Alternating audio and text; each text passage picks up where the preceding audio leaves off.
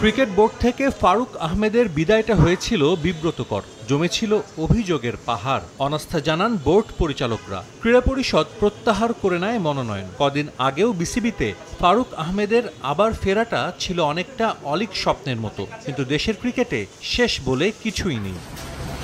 আসন্ন বিসিবি নির্বাচনের দৃশ্যপটে হঠাৎ করে আবির্ভাব সাবেক সভাপতির। ক্রীড়া উপদেষ্টার সবুজ সংকেত পেয়ে নেমেছেন নির্বাচনের মাঠে। ক্রিকেট পাড়ায় জোর গুঞ্জন, ভোট যুদ্ধ উতরে ক্লাব ক্যাটাগরি থেকে পরিচালক হবেন ফারুক আহমেদ।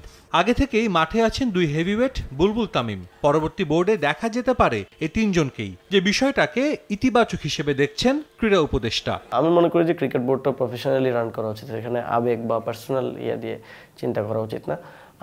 ফারুক ভাইও কিছু ক্ষেত্রে খুবই ভালো, ওনার আছে। তো সবার তো ভালো খারাপের দিক আছে। যেমন তামিম ভাই কোনো একটা দিকে হয়তো ভালো করবেন, বুলবুল ভাই আবার অন্য কোনো একটা দিকে ভালো করবেন, ফারুক ভাই আবার অন্য কোনো একটা দিকে তার ভালো আছে। তো সবার ওই সক্ষমতা বা ওই অভিজ্ঞতা থেকে ওই পরামর্শগুলো আমাদের কাজে লাগানো উচিত বলে আমার জায়গা থেকে আমি মনে করি।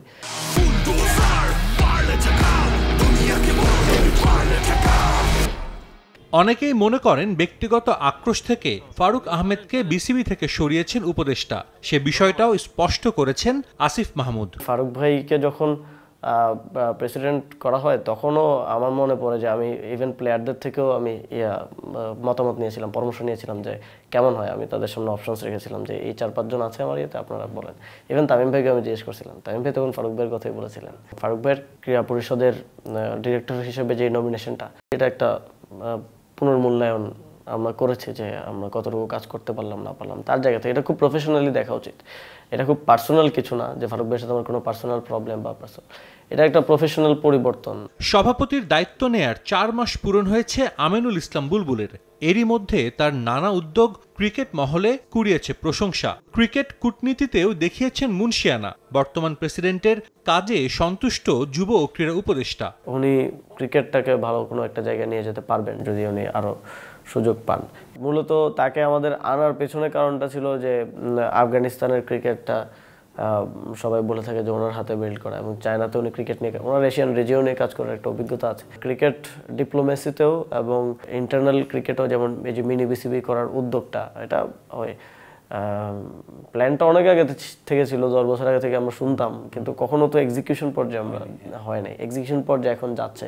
আমার মনে হয় এই কাজগুলোই বিসিবির জন্য প্রয়োজন। এই সময় একটা প্রফেশনাল বোর্ড করা এবং ওনার অভিজ্ঞতাটা কাজে লাগানো প্রয়োজন। এনএসসি থেকে কাউন্সিলর মনোনয়ন পেয়েছেন সাবেক নারী ক্রিকেটার ও আন্তর্জাতিক আম্পায়ার সাথীরা জাকের জেসি। বিসিবির নারী ক্রিকেটে তাকে কাজে লাগানোর পরিকল্পনা ক্রীড়া পরিষদের। একজন নারীকে যদি বোর্ডের ডিরেক্টর করা যায়, যে অ্যাটলিস্ট উইমেন্সের দিকটা সে দেখলো, তো সেটা ভালো হতো। সাজিদ মুস্তাহিদ, সময় সংবাদ, ঢাকা।